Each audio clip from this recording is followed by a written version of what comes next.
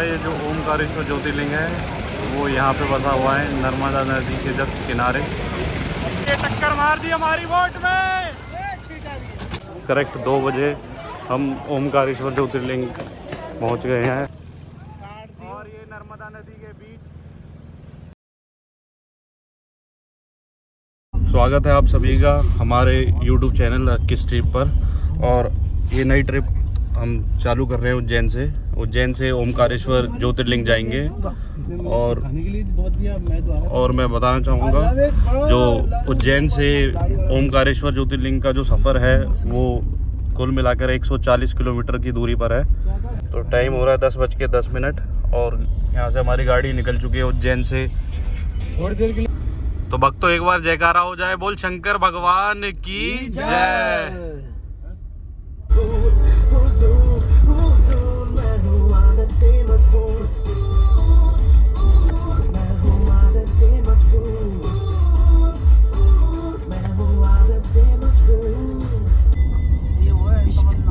भाई अब लग रहा गढ़वाल आ गया भाई, ऐसा लग रहा देहरादून स्टार्ट हो गया। हट जा भाई।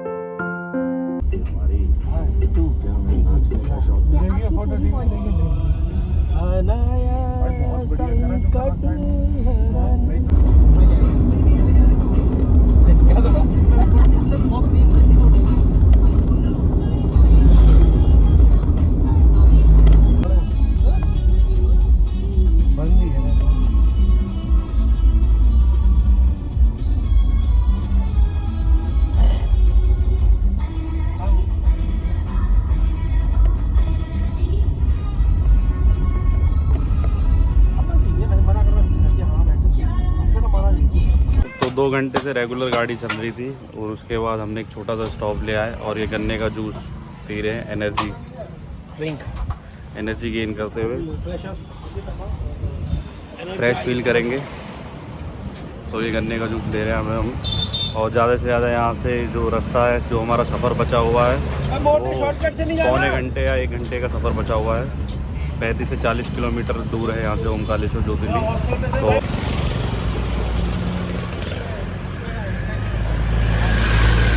यही रास्ता है जो जा रहा है ओमकारेश्वर ज्योतिर्लिंग के लिए।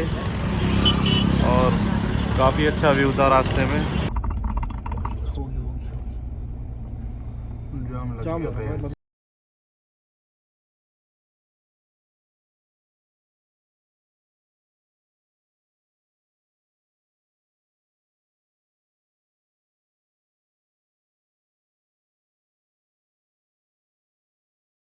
मंदिर के काफ़ी निकट पहुंच चुके हैं हम। मंदिर की दूरी जहां हम खड़े हैं यहाँ से करीबन 10 किलोमीटर रह गई है। यहाँ पे ये सॉफ़्ट ड्रिंक पी रहे हैं। सॉफ़्ट ड्रिंक पीने के लिए रुक गए थे, कह रहे थे कि सॉफ़्ट ड्रिंक पी लेते हैं, फिर दर्शन करने के बाद ही लंच करेंगे।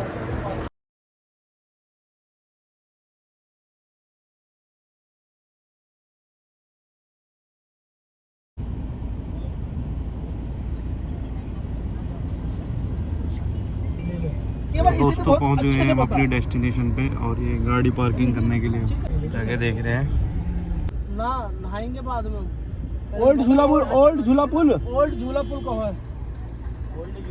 पुराना पुल है। हाँ पुराना पुल। उस साइड से जाना पड़ेगा। पार्किंग है वहाँ? इधर से जाना पड़ेगा आपको। मंबेश्वर गाड़ी लगा देना, वहाँ से छोटा ब्रिज है, लेफ्ट मान लो, चले जाओगे। कितना दूर का रास्ता है? 1.5 किलोमीटर जाने का या 1.5 किलोमीटर आने का है। गाड़ी की पार्किंग कहाँ लगाना है? मंबलेश्वर मंदिर आगे जाएगा, गाड़ी पार्किंग हो जाएगा। देख लो बोर्ड से अपन ओमकारेश्वर मंदिर लेके आते आ रहे तेरे पास ही आ रहे हैं। आखिरकार हम पहुंच गए ओमकारेश्वर ज्योतिर्लिंग और ये पार्किंग में है। अभी पार्किंग में अपनी गाड़ी पार्क कर दी और अब जा रहे हैं पुराने झूला के पास। जो अनिल भाई के जानकार है, उन्होंने कहा पुराने झूला के पास आ जाइए, हम आपके दर्शन कराएंगे। तो जा रहे हैं उनके पास, पंडित जी के पास। कैलाश पंडित नाम है उनका।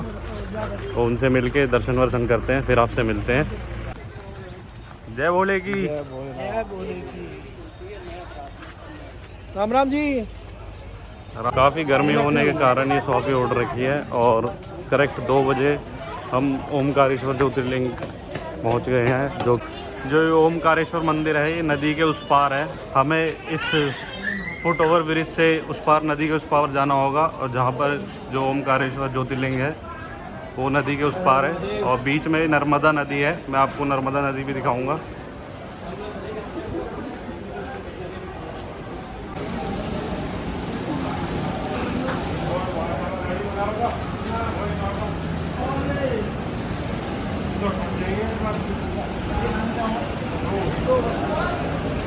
ये है पुराना झूला पुल, जिससे हम नदी को पार करेंगे। और अगर आप आते हैं तो ये फुट ओवर ब्रिज से भी आप नदी के उस पार जा सकते हैं, और यहाँ बोट की सुविधा भी है। तो ये है नर्मदा नदी। ये आपको दिखाना चाहूँगा कितना सुंदर नज़ारा है यहाँ का। बाबा की नगरी में जल ना बहे ऐसा हो नहीं सकता।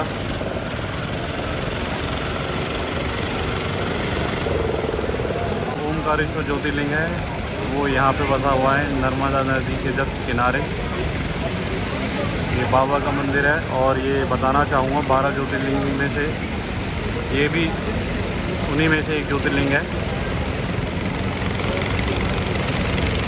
पुल से ना पार कर हम बोट की सहायता लेकर नदी के पार उस पार जाएंगे जहाँ पर ओमकारेश्वर ज्योतिर्लिंग है।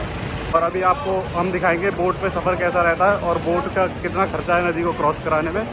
ये जो रास्ता आप देख रहे हैं ये रास्ता हमें सीधा नदी के किनारे लेके जाएगा और नदी के घाट पे लेके जाएगा, जहाँ से हमें बोट की सुविधा मिलेगी, और जहाँ से बोट हमें इस पार से उस पार जहाँ पर ज्योतिर्लिंग स्थित है वहाँ पे पहुँचाएगी।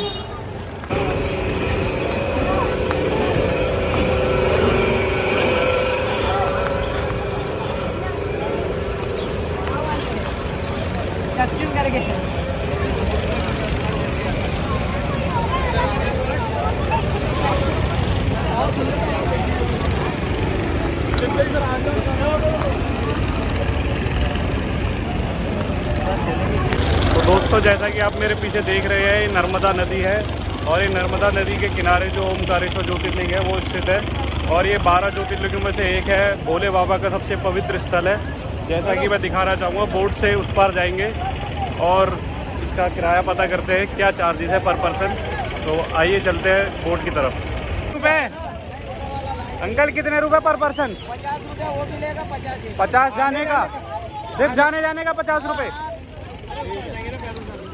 तो जैसा कि आपको बताना चाहूँगा 50 रुपये पर पर्सन जाने का ये नदी को क्रॉस कराएगी, और आपको महाकालेश्वर ओमकारेश्वर ज्योतिर्लिंग के पास पहुँचाएगी। तो ये अपनी सवारी चढ़ चुकी है, और ये भाई बोट वाले 50 रुपये पर बंदे के हिसाब से है, और बोट में हम आ चुके हैं। ये सीटिंग अरेंजमेंट दिखाऊंगा मैं। तो कह रहा मैं निकाल रहा हूँ। और ये पानी दिखाऊंगा, पानी बहुत साफ है। ये भाई बोट का कंपटीशन है, यहाँ पे बहुत तगड़ा कंपटीशन है बोट का। ये देखो, एक से बढ़कर एक बोट वाले यहाँ पे आपको देखने को मिलेंगे, और जो जिसमें ज़्यादा पैसेंजर बैठे हो उसी में बैठे, टाइम वेस्ट ना करे ज़्यादा। जो ज़्यादा गाड़ी भरी हुई है उसी में बैठ के जाए। तो गाइस, बोट अपनी चल चुकी है, और एक जयकारा होना चाहिए, बोल शंकर भगवान की जय। इस भाई ने भी जनरेटर स्टार्ट कर लिया है अपना। ये देखे जो बोट चलाने की प्रक्रिया है कैसे चलती है। मिनी जनरेटर बांध रखा है सबने अपनी बोट के आगे। इनकी बोट खुला और ये टक्कर मार दी हमारी बोट में।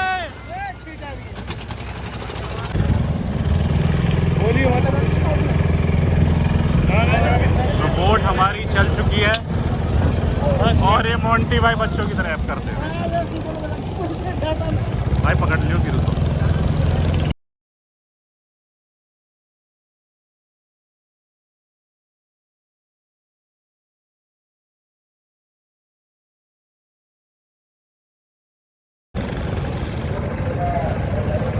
मोंटी भाई चलाओ ना इसे।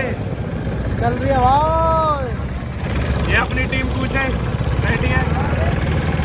अनिल भाई कुछ बोलो। भाई बहुत मजा आ रहा है। बहुत मजा। 2 मिनट में पहुंचा दी भाई इसने। 2 मिनट में पहुंचा दी और 2 मिनट पहुंचाने के टक्कर मार दी और 50 रुपये ले लिए हमसे पर बंदा। और ये अब लगाएगा साइड। जैसा कि हम उस पार थे और उस पार से इस पार आए हैं, मात्र 2 मिनट लगे।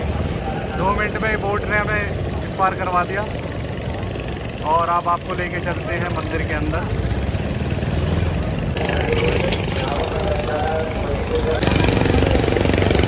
जैसा कि आपको दिखाना चाहूँगा, हम इस पुल पर मौजूद थे तो हम पद यात्रा करके आने वाले थे इस पार, ये जो झूला है इससे, परंतु हमने समय की बचत करते हुए बोट का यूज़ करा और बोट से जल्दी पार हो गए क्योंकि टाइम ज़्यादा हो चुका था, हमें आगे भी निकलना है।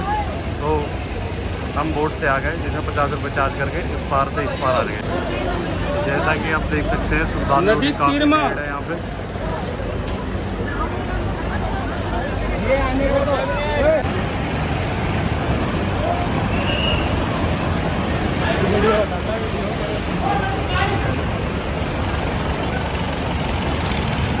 गाइस भीड़ बहुत है, काफ़ी भक्त आ रखे हैं और आपको बताना चाहूँगा बाबा का जहाँ स्थान रहता, बाबा जहाँ विराजमान है वहाँ भीड़ रहना अनिवार्य है। तो भीड़ रहना आम बात है जहाँ पे बाबा का वास है। ये काफ़ी लंबी लाइन लग रही है इधर से पीछे की तरफ।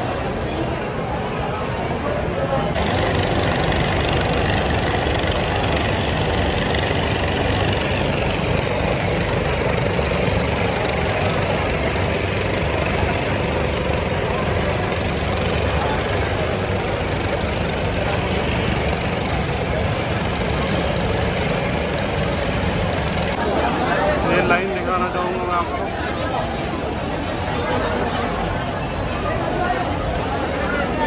ये लाइन इधर से यू टर्न लेके ऊपर बहुत भीड़ है इधर बस। और ये भीड़ दिखाना चाहूँगा मैं आपको।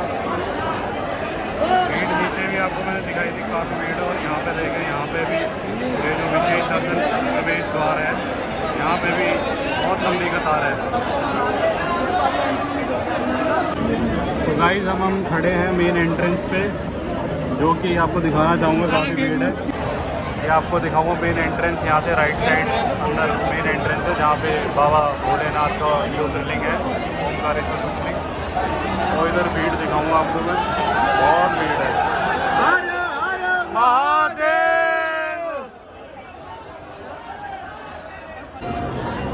ये जो मंदिर का एंट्रेंस है ये दिखाऊँ, काफ़ी पुरानी दीवारें हैं यहाँ पे, ऐतिहासिक।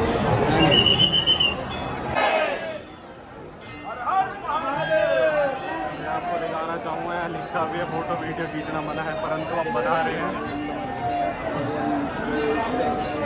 मैं दिखाना चाहूँगा, ये मंदिर प्रांगण है पूरा, आगे ज्योतिर्लिंग है ओमकारेश्वर ज्योतिर्लिंग, जो कि काफ़ी पुराना है। और ये मंदिर की दीवार है।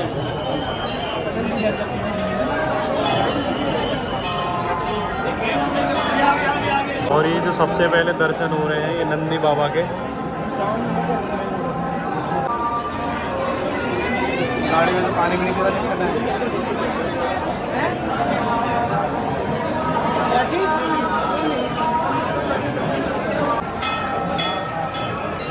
जैसा कि आप देख सकते हैं, स्क्रीनिंग पे भी भक्तों को दर्शन कराए जाते हैं यहाँ पे।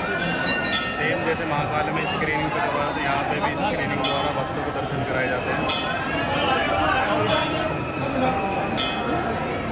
जय शंकर की। हर हर महादेव।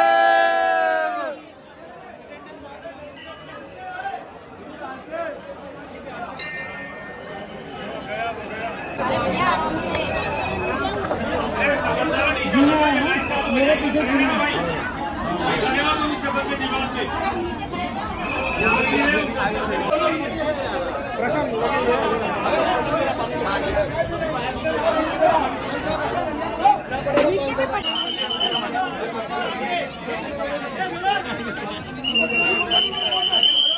तो जैसा कि हमारे दर्शन हो चुके हैं, तो काफ़ी बढ़िया दर्शन हुए। 1 घंटे का समय लाइन में लगे हम, उसके बाद हमारे जो दर्शन हुए, दर्शन बढ़िया करे। जैसा कि जो पीछे लिखा हुआ था ओमकारेश्वर ज्योतिर्लिंग, श्री ओमकारेश्वर ज्योतिर्लिंग, उसी के जस्ट नीचे जो ज्योतिर्लिंग है वही है।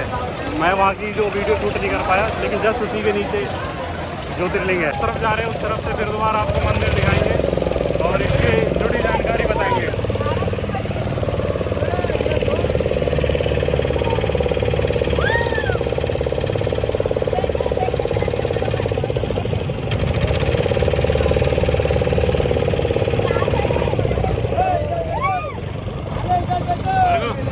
और यहाँ की जो एक मान्यता है, जो मनदाता नाम का एक राजा हुआ करता था, तो उस राजा ने शिव जी की घोर तपस्या करी थी, भोले शंकर की घोर तपस्या करी थी और भोले शंकर को प्रसन्न किया था। और भोले शंकर को प्रसन्न करने के बाद जो बाबा से उन्होंने डिमांड करी थी, वो जन कल्याण हेतु यहाँ पर ज्योतिर्लिंग की जो मांग करी थी। तो बाबा और इस जो पर्वत का नाम भी मनदाता रखा गया। जो राजा का नाम था वो मनदाता था। और यहाँ पे शिव जी ने जो उससे खुश होकर यहाँ पे ज्योतिर्लिंग अपना उत्पन्न किया। और बताना चाहूँगा कि जैसे आपको जो ज्योतिर्लिंग और जो शिवलिंग है उसमें अंतर क्या होता है वो मैं आपको बताऊँगा। ज्योतिर्लिंग जो होता है वो उत्पत्ति से प्रकट होता है, जो शक्ति से, बाबा की शक्ति से जो अपने आप ही उत्पन्न होता है। और जो शिवलिंग रहता है वो शिवलिंग मानव द्वारा स्थापित किया जाता है। तो ये जो मुख्य अंतर है इसमें ये है ज्योतिर्लिंग और शिवलिंग में, तो आप कंफ्यूज ना होए। जैसा कि हमारी यात्रा समाप्त हो गई, दर्शन हो गए और यात्रा को मैं यहीं समाप्त करना चाहूँगा। और जैसा कि अगर आपने जो मेरा पिछला ब्लॉग है महाकालेश्वर ज्योतिर्लिंग का, अगर पिछला ट्रिप नहीं देखा तो डिस्क्रिप्शन में उसका लिंक दे दूँगा, तो वहाँ महाकालेश्वर ज्योतिर्लिंग का आप देखें वीडियो। तो गाइज़ आज के लिए इतना ही। आज की ट्रिप जो हमारी ये ट्रिप है यहीं ख़त्म होती है। और आपसे यही निवेदन करूँगा, अगर आपको वीडियो अच्छी लगे चैनल को सब्सक्राइब ज़रूर करना, और ताकि जो जितने भी हमारे भारत में धार्मिक स्थल है उन्हें मैं एक्सप्लोर करूँगा और आपके बीच में टाइम टू टाइम वीडियो आती रहेंगी। और बेल आइकन को ज़रूर दबाएं, प्रेस करें, जिससे आप पे नोटिफिकेशन पहुँचती रहे हमारी वीडियो की। तो आज के लिए बस इतना ही। तो मिलते हैं अगली ट्रिप पे। जय भोले की।